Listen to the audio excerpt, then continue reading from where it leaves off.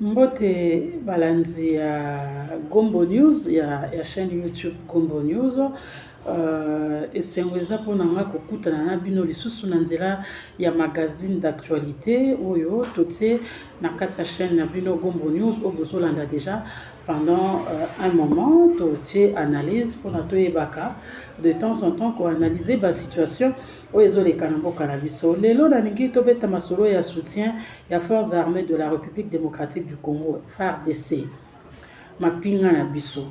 Nalingi bino bato bozolanda bobenga bopesa ba suggestion na bino bopesa ba proposition na bino mpona soutien ya FARDC oyo baza na front pour nous défendre le drapeau ya ekolo Congo. Mais avant tout kota vraiment na kati ya moboku ya sujet na biso bo s'abonner pour na ba oyo ba s'abonner na mute na Gombo News bo s'abonner bo tikela biso pe ba commentaire ba suggestion ba proposition en commentaire pour to améliorer musala ndenge bolingi pour to memela bino bato o bino bolingi to sala ndenge bino bolingi poso bino bozate biso to ko sala eloko te. Alors abonnez-vous, likez et commentez nos émissions, nos différentes mises en jour.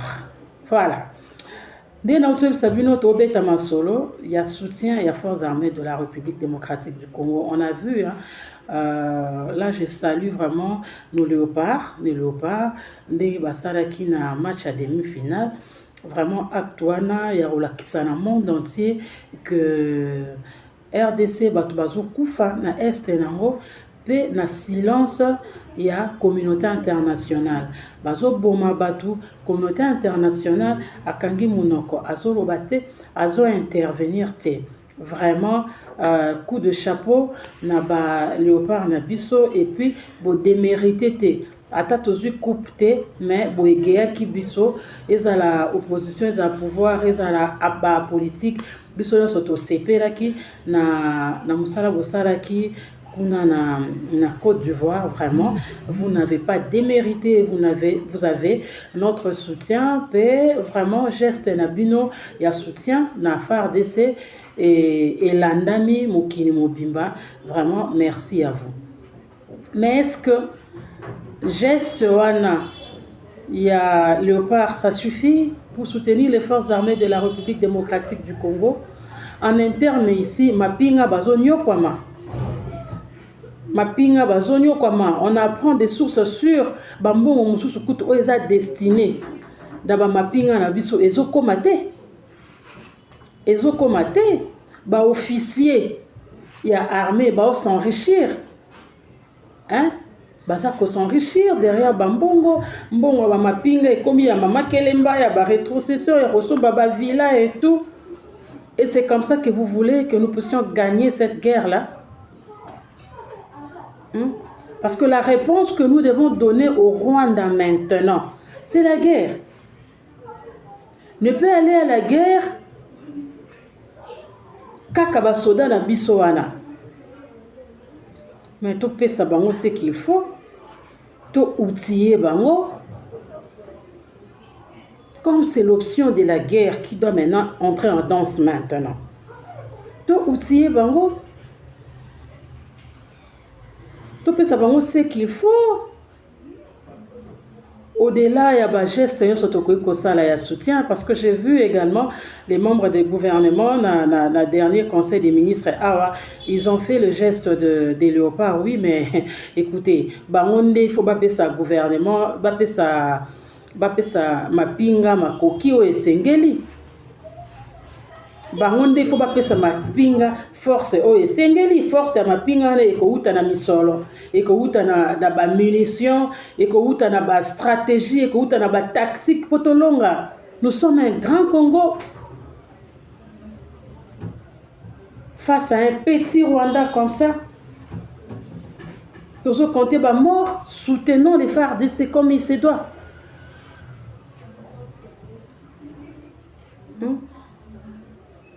Tout soutenir bango, tout pesa bango makoki, tout ce qu'on détourné bango on a bango. Lorsque un pays est attaqué,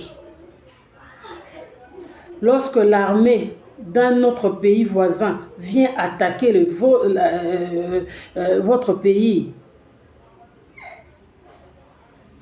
solution nango et Bitumba. Naote la bino extrait ya papa na biso feu Ngwanda Nzamboko Atumba a Nzambe paix à son âme. Naote la bino extrait lorsque un pays est attaqué par l'armée d'un autre pays, quelle est la solution? C'est la guerre, non? Suivez un peu notre papa Nzambo et puis on revient juste après. Suprême atiaka armée na alerte nde soko eze na menace.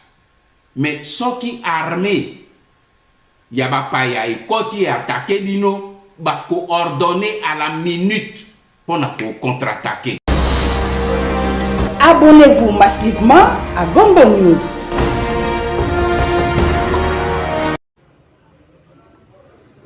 Voilà, nous revenons. Boyokiye, Boulandiye. Il faut attaquer, donner les moyens aux forces armées, aux FARDC pour combattre. Botiko détourner bambo na bango. Botiko détourner biloko na bango. Ba misu bazakuna ba biloko akolia kutu esili etikali muke. Nous pensons que ndenge VP ma défense accueilli ko réconforter ba famille na Goma o bazaki attaqué et puis ba militaire na biso na front ake ko réconforter bango akoyoka ba makamyo surtout ezoleka kuna. Nous saluons vraiment la descente du VPM Jean-Pierre Bemba na Goma, na Sake, en tout cas moi na mboka ako s'enquérir na makambo ezoleka kuna pe akozonga pona kozwa ba solution. On peut pas continuer à pleurer, nous sommes un grand Congo. Hein? Bolandana nous descente, il y avait Jean-Pierre Bemba, Gombo, et puis Tozongi, en attendant, Bo Benga, Bo Tinda ba message, Bo aimer, Bo partager vidéo. A effectué ce vendredi 9 février 2024 une visite de travail de 24 heures à Goma au Nord Kivu. Accompagné du chef d'état-major général des FARDC, Jean-Pierre Bemba est venu s'enquérir de la situation sur terrain et apporter un réconfort à la population de Goma et ses environs, mais aussi aux FARDC. Ces derniers abattent un travail exceptionnel sur le terrain. À son arrivée, il a présidé une importante réunion au centre de coordination des opérations. Il était convié à cette réunion le chef d'état-major général des FARDC, les coordonnateurs des opérations, les gouverneurs militaires du Nord Kivu et les membres du comité provincial de sécurité. Une présence remarquable, celle de la force de la SADC et de la MONUSCO. Les questions sécuritaires et opérationnelles ont été passées au peigne fin lors de cette réunion. Aussitôt après, il a rendu visite au gouverneur de province. Il s'est fait accompagner du chef d'état-major général dans le territoire de Massissi. A-t-il indiqué aux médias sur instruction du chef de l'État pour réarmer les morales de la population, des FARDC et des compatriotes Ouazalendo. Tout est mis en œuvre, a-t-il précisé, pour la défense de l'intégrité territoriale et la protection de la population de notre pays. Nous sommes venus accompagnés de Kinshasa avec le chef-major général et sa délégation à la demande du chef de l'État, le commandant suprême, pour pouvoir d'abord s'enquérir de la situation, mais également apporter un réconfort à toute cette population, à Saké, qui a vu ici les affres de la guerre violente provoquée par l'ennemi que vous connaissez, que nous a imposé la guerre, c'est le Rwanda, là-dessus. C'est un message de réconfort, de soutien, également à nos forces armées, à nos amis des forces qui sont ici présentes, la SADC, nos frères Ouazalendo, qui se battent également, que nous félicitons pour la défense de notre territoire. Ça nous a permis également de voir les blessés de guerre, de soutenir également les familles qui sont endeuillées, plus de 12 familles qui sont aujourd'hui endeuillées. Voilà, ça c'est la descente du VPM. Jean-Pierre Bemba, na Goma et puis na Sake, accueilli à Ndebolandi. Message de réconfort et puis bon, de soutien à nos forces armées au Bakobunda parce que solution Ezaka Bitumba en ce moment. Ezaka Bitumba. Russie et Zobunda. Ukraine et Zobunda. Alors RDC Peño Kwami Makasi, il faut payer sa solution à Bitumba. Potolonga, il faut armer ma pinga na biso eza makasi. Et que ça m'a cassé casse bazana ba moyens. Alors donnons-leur ba moyens qu'il faut. Ba moyens qu'il faut. Courage à vous au front là-bas, courage à nos frères et sœurs qui vivent les affres de la guerre, courage à vous. Nous pensons vraiment que Mbela Nabiso Zoyo Kama bientôt bozoba moyen makasi ba stratégie pour bouter dehors et à territoire Nabiso RDC, le petit Rwanda qui a beaucoup joué avec nous. Vous ici en interne, boti kamaramba rotia maboko, bino ba officier, bino bato ba mbongo wana ya mabingeli kaka par bino. Boti kamaramba rotia maboko na mbongo ya mapinga. Boko misera bango ba mbongo na bango, boko misera bango ba munitions, boko misera bango c'est dont il faut pour que balonga, pour que bazana kimia moralement, pour ba bunda, balonge la biso bitumbo et c'est oumeli. Et c'est oumeli. Il ne suffit pas de faire des gestes ici. Il ne suffit pas de gesticuler. Nous pouvons accepter à un certain limite. Batumsu basalango mais batu ba membre du gouvernement te biobo luka ba solution. En tout cas binobo luka ba solution. Arrêtez de gesticuler comme ça. C'est bien beau les soutiens mais bon donner les solutions. Ba solution bino ne faut pas penser. Bino ne faut pas penser ba solution.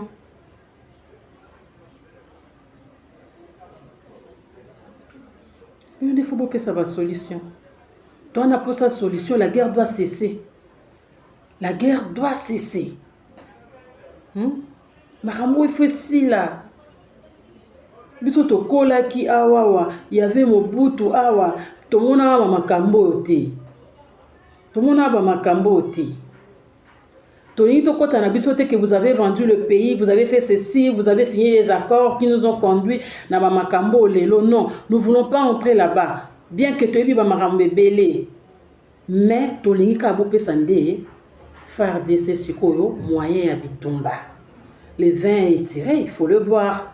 Siko Bope ça, ma pinga moyen, il y a à combattre sur terrain. Et puis, toi aussi, ça a été sans total à Dikamba Canal Plus. Bon, je ne maîtrise pas trop les sujets, mais dans mon campagne, il y a boycott, il y a Canal Plus et Bandi Makassi parce que l'accès des supporters congolais était dans match, il y a RDC, Côte d'Ivoire. Dans mon bozo, Bouka Canal Plus, Tosu Karabito.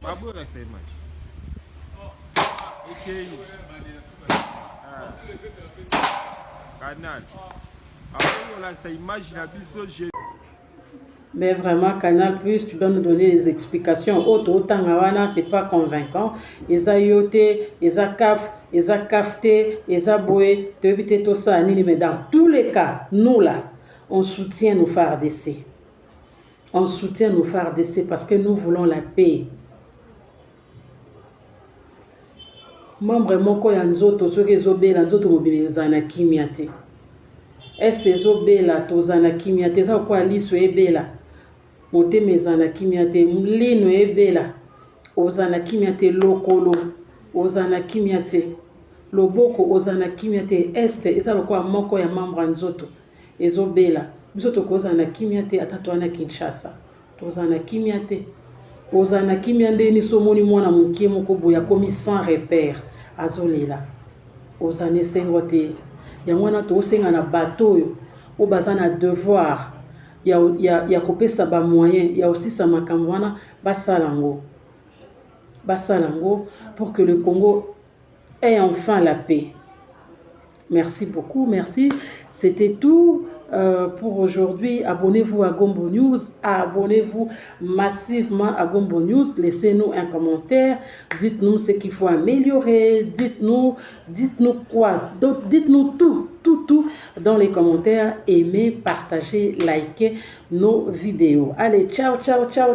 Pensez à nos forces armées de la République démocratique du Congo, aux Congolais, Bisikanyos, aux Ali, à faire Oyo et aux concernés parce que les Ali Kamba Mabele.